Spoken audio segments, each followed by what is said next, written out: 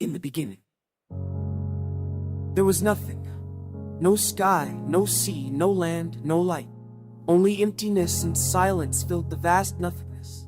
Then God spoke. With his mighty voice, the universe came alive.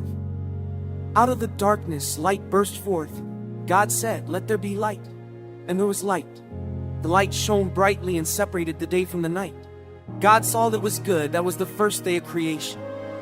On the second day, God created the sky, stretching it like a vast blue curtain above the waters. He called it heaven, and it too was good.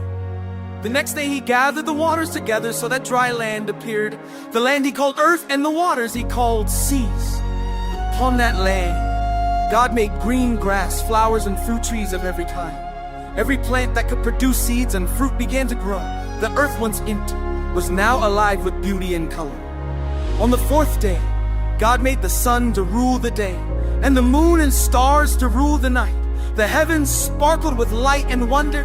Seasons, days, and years were set in motion, a rhythm of time that continues even today. Then came the fifth day. God spoke again, and the waters swarmed with fish and creatures of every shape and color. Some were small and graceful, others were great and mighty. Birds filled the sky, soaring and singing.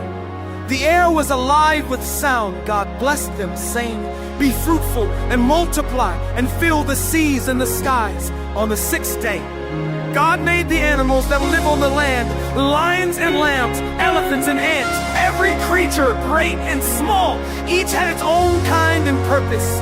The world was nearly complete, but God had one final masterpiece to create: humanity. God formed man from the dust of the ground and breathed into his nostrils the breath of life. The man became a living being. God named him Adam and placed him in a beautiful garden called Eden. The garden was full of trees, flowers, and rivers.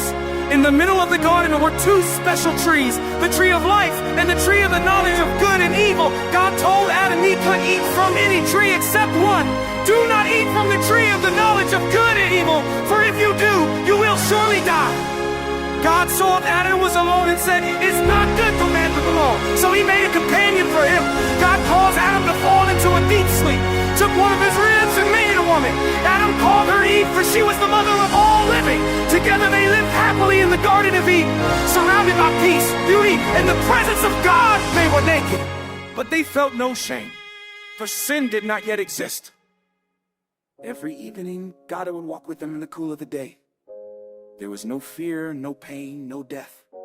Everything was perfect, just as God intended. But one day a serpent, the most cunning of all creatures, spoke to Eve. "Did God really say you must not eat from any tree in the garden?" It asked slyly. Eve answered, "We may eat from the trees in the garden, and they seasoned, and erase thoughts. For is the God."